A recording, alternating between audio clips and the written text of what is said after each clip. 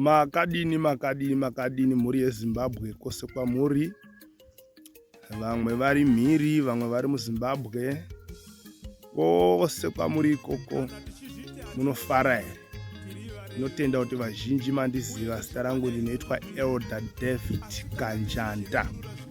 Elder David Kanjanda. Nhasi handina kuuya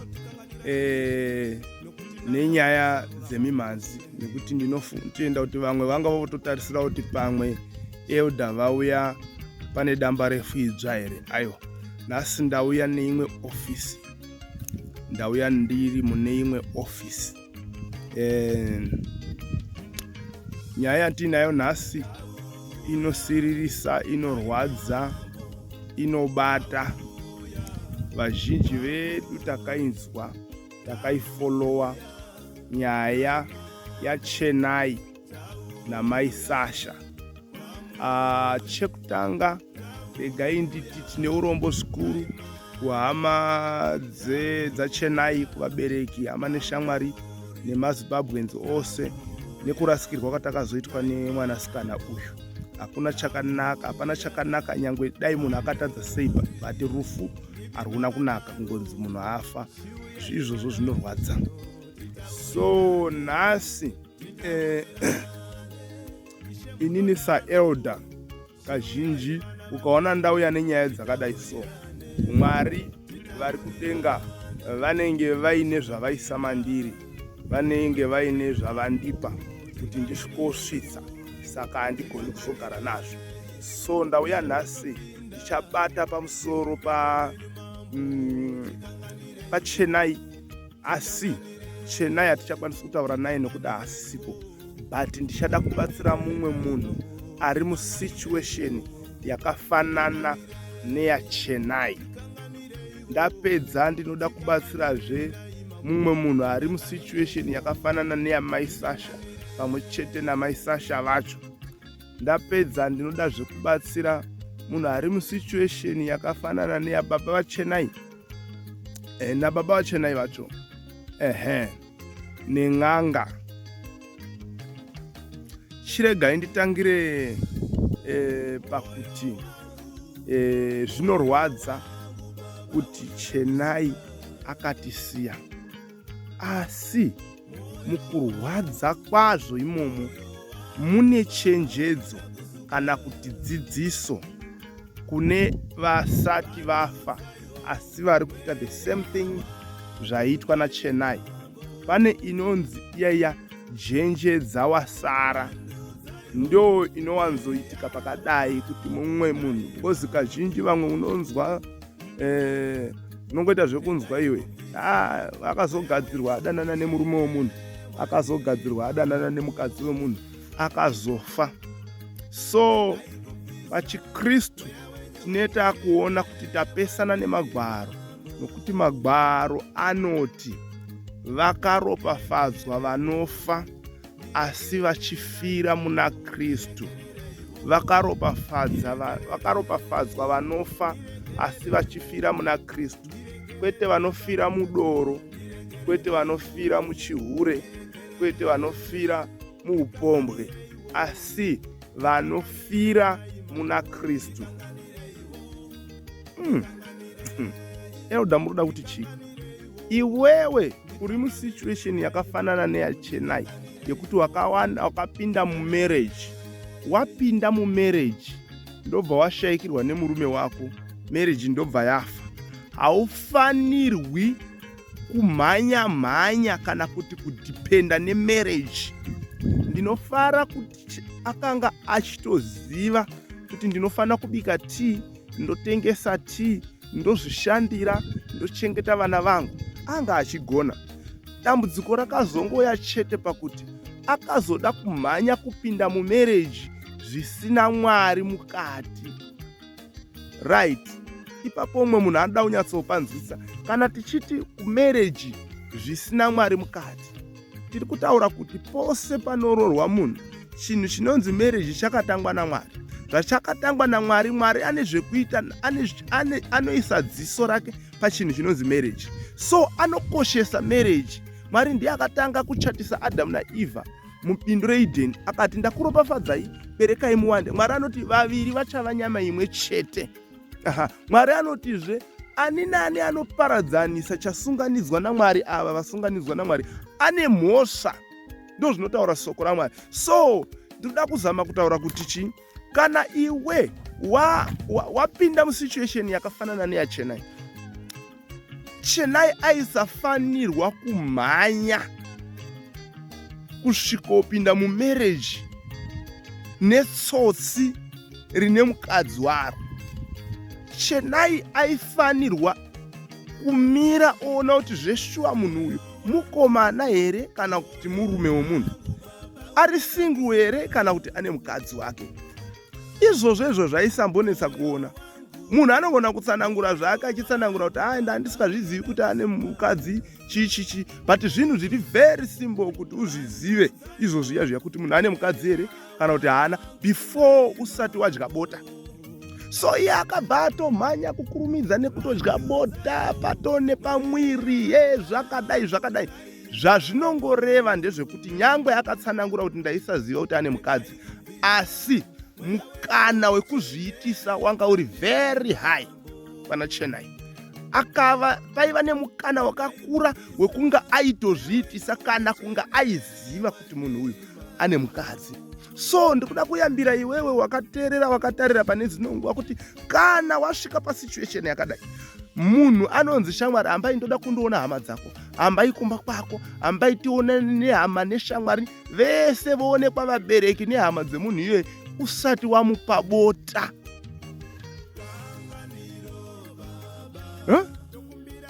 Iko kungoti taakudya bota pasina kuroorana, pasina kuti vabereki vako vaziva, pabviswa mari, woraiti muchato pamwe munoti unodhura, asi pasina kuti vabereki vapiwa mari. Ikoko munoziva here kuti chinotori chivi pamberi paMwari. Unofana kurara nemunhu akakuroora, unofana kurara nemunhu wawakaroora. Vamwe vedu tinozopepuka zvadai manje, ndo patinozotanga kuti saka zvakashata nai, saka zvakaipa nai. Ndimuri kuzviona. So ndamboti ndibobata side raChenai, asi handisi kuchataurira Chenai, ndakutaurira iwewe unotori musituation iyeyo. Siya murume womunhu, siya mukadzi womunhu, mirira Mwari akupe wako. Chinonzi kupinda mumereji nenzira yaMwari, isusu ndosaka tichikurudzira kana vana kuchechi kuti kana wadanana nemukomana uya naye kuvakuru, kana wadanana nemusikana uya naye. Isusu kwedu tinototi hamudananirani kuseru, dananai zvatinotoziva kuti mwadanana, tokumonitai kuti hapasi kuryiwe bota here pasati paitwa muchato. Tichitarisa izvo zvakazoita pakatoita guwa. Izvozvi pane vamwe vanotori neinonzi guilty conscious mukati. Tikada kuenda kuna mai Sasha izvozvi, nyangwe vari kufara zvavo kuti mhando yangu yakadonha, but Chenai was not your enemy. Your enemy kana kuti muvengi wako unaye izvozvi iwe mai Sasha. Muvengi akakonzera kuti marriage yako idestroywe naChenai haasi Chenai. Mweya wetsvina ndiSatani, anotoripo yeye. Dhimoni iro rinotoripo risikatodi marriage iyoyo, zvokuti ukatoita mafanizi panotodiwa futi musoro womunhu ipapo kusvikira iwe watsakatika. Bhaibheri rinoti mbavha inongoya kuti ibe, kuuraya nekuparadza. NdiSatani aitaurwa, haaiti mafanizi, haanyengereri. Kwaari language yekuti sorry chimbondiregererawo haiexiste zvachose. Saka mai Sasha, ndakuchikukurudzira iwewe kuti izvezvi chitogamuchira Jesu utendeuke. You need Jesus. Unotoda Jesu iwe, nokuti ukaita zvekutamba pane zvinhu too much. Mweya wairwisa marriage uripo, kozoita mweya uchakurwisa nekuda kwenyaya yakatotambika iyoyo yekufa kwaChenai iyi. Ipapa pachenjera kuti panogona kusimuka mhepo dzakawanda dzinonga dzichitorwisa futi kuwedzera pamusoro pedzimwe. Wakazama kufushira gomba, asi mavhu awaifushirisa gomba waichera rimwe. So makomba atu riya harina kuzara kuvharika, asi wakazochera rimwe. So kuti uvhare makomba aya, you need Jesus. Unoda kutendeuka, unoda kugamuchira Jesu, unoda kuponeswa, unoda kubarwa patsva. Bhaibheri rinoti hakusina kupiwa mhosva kune vari muna Kristu. Bhaibheri rinoti kune vose vakamugamuchira, Mwari wakavapa simba kuti vave vana vaMwari. Bhaibheri rinotaura kuti zvinotichati chiko kana Jehovha ari kurutivi rwedu ndiani achatirwisa. Saka pautori izvozvi iwe Maisasha unotoda Jesu. Pane hondo mbiri dzaunongofanira kutorwisana nadzo, yemereji yako neiyo iyi yekutozorwiswa nemweya yevafi. So ndikutokutyira zvakanyanya kuti ukanonoka kuzwa vhidhiyo iri zvinogona kukukanganisa even brain dzako chaidzo pasina mweya wetsvina, ungofila kungozwa kuti nhingi uya haasi sipo, but it's because of me. Izvozvo hazvisi health kubrain dzako, hazvisi health kuupenyu hwako, hazvisi health kumweya wako. So unoda Jesu. Waitofanira kunga wakada Jesu before murume wako aitoda kunamatirwa newe. Bhaibheri rinotaura kuti mudzimai akangwarira anovaka imba yake nemaoko ake, asi benzi rinoputsa nemaoko aro. Wanga usingafaniri kurwa zvepanyama, waifanira kurwa zveprayer.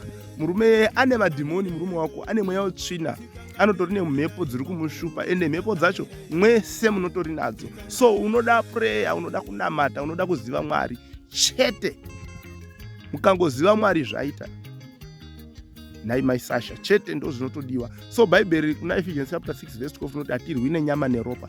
Iwe wakarwa nenyama neropa, wakakunda kusaidi rekunyama, but hauna kukunda majibhetero yacho, hondo yacho iripo. So unotoda Jesu. Izvezvi ndichitotaura kudai, tsvaga nzira, tsvaga anokugamuchidza Jesu, ubhabhatizwe, tange kunamata Mwari zvokurevesa chaiko, uchaona kuti life yako inochinja. Mwari anoti uyai chiuyai zvinotitaurira, nekunyangwe zvivi zvenyu zvatsvuka seropa ndichazvichenesa. Hauna wakauraya munhu 1, ko Sauro akauraya ma-thousands of people.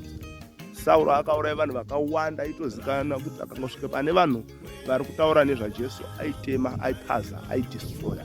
But akazwa Pauro akanyora mabhuku akawanda mubhaibheri, ana vaRoma, vana vaKorinde, vana Ephesians, ana vaGaratia, ana vaTesaronika, ana Timoti, peso iPauro ainyora, asi yaiva iri mhondi yakauraya vanhu vakawanda, kureva kuti Mwari kana akamboregerera munhu akauraya vanhu vakawanda, ko iwewe wako akauraya wani. Saka iwewe uchine mukana wekutendeuka, ende kana waana Jesu usavhundutsirwa nevanhu. Watongo as long waana Jesu usafa wakavhundutsirwa nevanhu kuti zvazodai hakuna zvinozoitika futi. Baba vachenai akakuudzai kuti kana uchinamata unoti bheta ndimbotsveta magemenzi pasi ndozodzoka ndichireurura. Ndiani akakuudza izvozvo? Akakuudza izvi kuti Mwari akati chimbondotanga wakuudza midzimu yako wozodzoka. Ndiani? That's heresy. Anotori Satani aizama kuda kungoda kukurasisai, then marasika kudaro musvika pakurasikirwa nemwana wenyu. Anongori Satani. Maifana kuti kana mwada Mwari mongomira muina Mwari, zvekuti ndoda kumboenda kun'anga ndozodai. N'anga ndodofo rakafoira pasi pano. Hakuna dofo rinopfuure n'anga. Hakuna pang'anga ndo pasendro kana kuti panokontrolwa satanism yese. So ndikangozwa kufunga kuti n'anga BP yangu inokwira, pane furogonya yangu, so pane zvinotanga kuitika mandiri, ndakamakana neN'anga.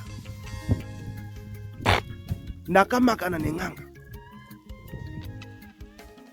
Inonzi N'anga. Tarisai confusion yakaiswa ipapo neN'anga. Tarisai confusion. Izvozvo munotomutya. Zvoda isu tisikatombokendengi atitotarisi, ende tinoziva kuti haana kana chaanotiita. So musaasociata please nevanhu vakadai. Nyaya yaChenai na Maisasha yaifanira kugadziriswa, asi pasina anofa please. So takarwadziwa stereki nekufa kwaChenai. Haana kugona Chenai, haana, ende hatisitomutsigirira, but aisafana kufa. Tiswanani tinotongera munhu kuti afe isusu. Bhaibheri noti musatonga kuti murege kutongwawo. Ndosaka ndati kuna Maisasha, you need to repent. You have to repent. Unofanirwa itotsvaga Jesu, itotendeuka.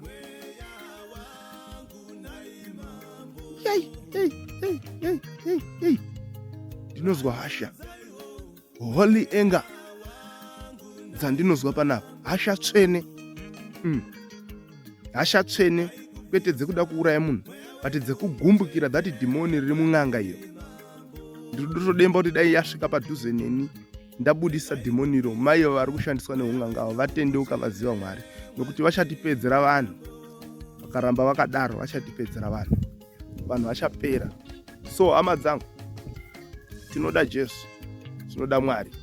Mwari ndiye muponesi wedu, Mwari ndiye mubatsiri.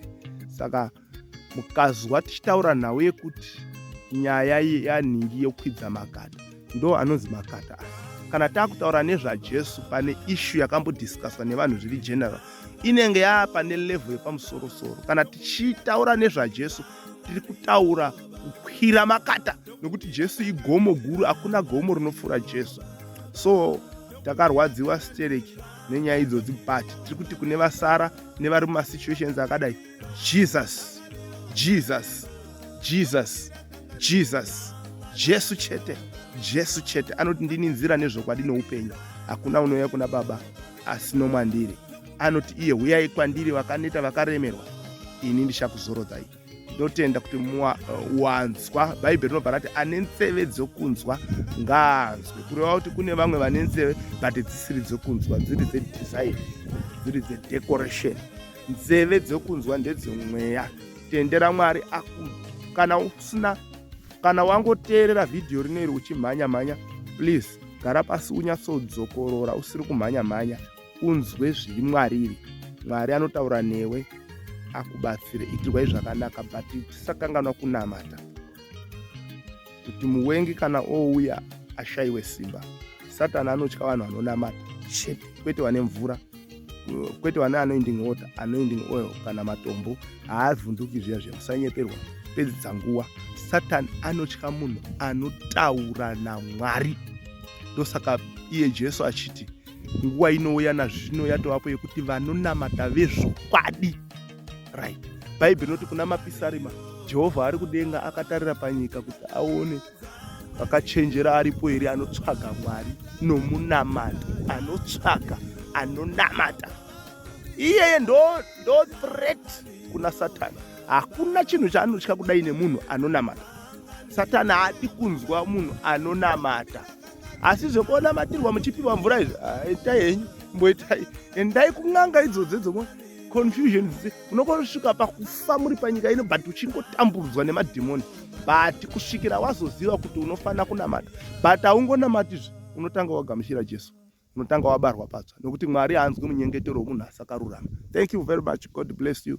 Mwari akuitire zvakanaka. Musakanganwa kusubscribe pa YouTube channel yedu ine kana muchangotanga kusvika. Then musakanganwa kuti followa pa Facebook page redu rakanzi Elder David Kanjanda zvakare. Mwari akuitire zvakanaka. Wanirwa enyasha, swirai munyasha, garai munyasha, komborerwa ine makungu ndengu enyasha. Thank you.